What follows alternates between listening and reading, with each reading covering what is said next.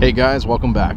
Alright, this is the first Wagoneer slash Grand Wagoneer I featured on the channel. This is a pre-owned 2023. It's got about 22,000 miles on it. So let's check it out. It's a Series 3, which is high for a Wagoneer. Let's see how it does.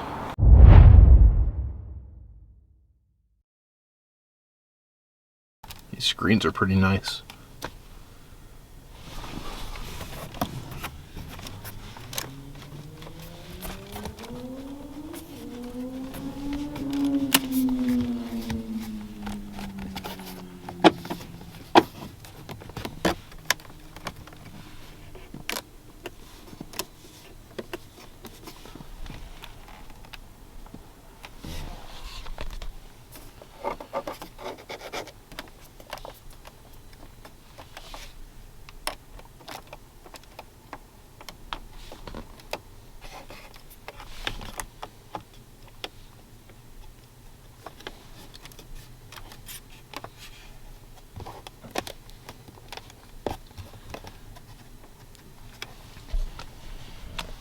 So far, flawless back here.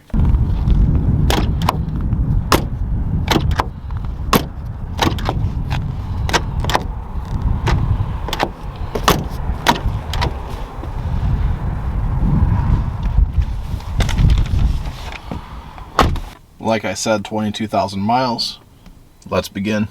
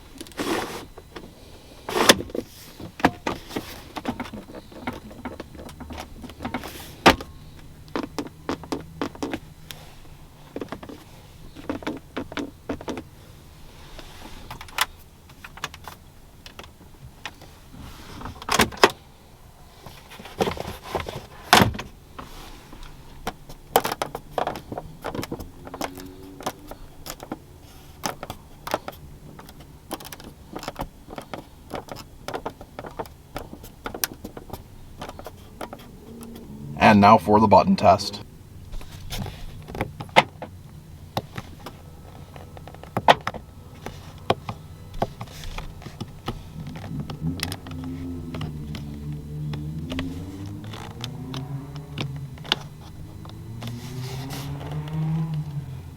That is a Honda Civic making that noise, by the way. Like a 90s Civic.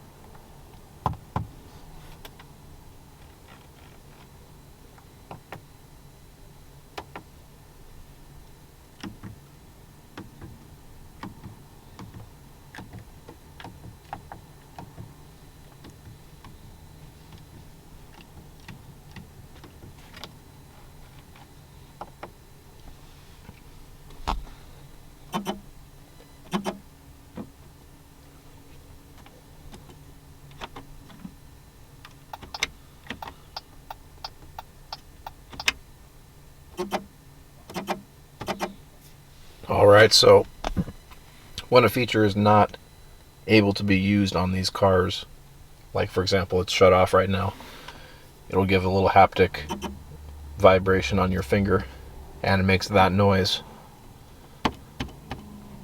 just so you know.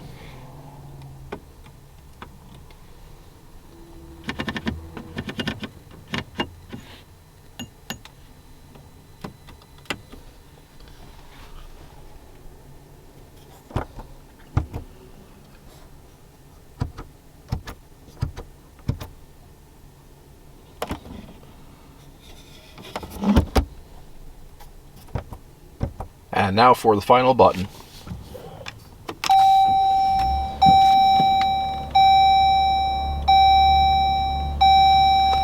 So other than a couple of areas, this actually did pretty good. I don't think it really squeaked in most places. I'm going to tell you this, like half the squeaks that that I did see in here, what I think was just the material kind of settling, because when I press that area again, it was solid, it didn't squeak. So I noticed a lot of that in this car. And then there were one or two kind of less than ideal areas, such as the overhead console making a little bit of noise. I think there was one other spot too that wasn't great. Otherwise, this interior is pretty darn solid. As far as the fit and finish score, I'd give it an 8 out of 10. As far as materials go, again, this is a Wagoneer Series 3, so this is the best you can get in a Wagoneer before you get to the Grand Wagoneer. So the materials are not going to be as good in here as in a Grand Wagoneer. So think about it this way. This is like a Chevy Tahoe, and the Grand Wagoneer is the Escalade. It's the same SUV, basically. It's the same shell. They just call it something else, and it's more premium, and it costs double. So Jeep has the same strategy, but let's talk about the materials in this one. So we have mostly soft touch in all the main areas, all the upper parts here. The soft touch vinyl is not so good right here. This feels a little bit cheap compared to what's up here. Still qualifies. Where you start to get to hard plastic is by your knees and lower. The seats are real leather, not the absolute highest grade of leather. You have to go to the Grand Wagoneer for that, but this is still acceptable. Feels good. Cloth headliner and cloth sun visor, no problem there. And then the buttons and switch gear are, I'd say, average to good. They're not outstanding. They are nicer than the older Jeep buttons and switches. This is kind of similar stuff to what I've seen in the Grand Cherokee. I made a video of that car a couple months ago on the Overland. This is going to be pretty similar. A lot of the buttons in here, I think, are they're decent. They're really big, easy to understand, easy to read. No issues there. I mentioned this in the Grand Cherokee video. I like the shift knob that's going into all of these. This is actually real metal on the outside, and you can feel it too. Feels very premium to the touch. And then yeah, the rest of the buttons in here they're fine. As far as a score goes, I'd feel good about 6 out of 10. So there you guys have it. Your final score is 8 out of 10 for fit and finish, 6 out of 10 for materials. Please let me know your thoughts. I've driven, not this exact car, but I've driven a Grand Wagoneer. It's virtually the same car. This one's a little bit more loaded up. It's got the air suspension. And I gotta tell you, these actually ride and drive pretty nice. They remind me a lot of, actually, of the Escalade. Because this is well, at least the Grand Wagoneer, it's a direct competitor to the Escalade and to the Lincoln Navigator. I know they don't sell these in Europe. These are just way too big for those roads, or Asia, or anywhere else. This is really US and Canada. And if you are a upper middle class family looking to get one of these fine SUVs, which one do you go with? Well, I gotta tell you, I think the Wagoneer and Grand Wagoneer is pretty good value for the money.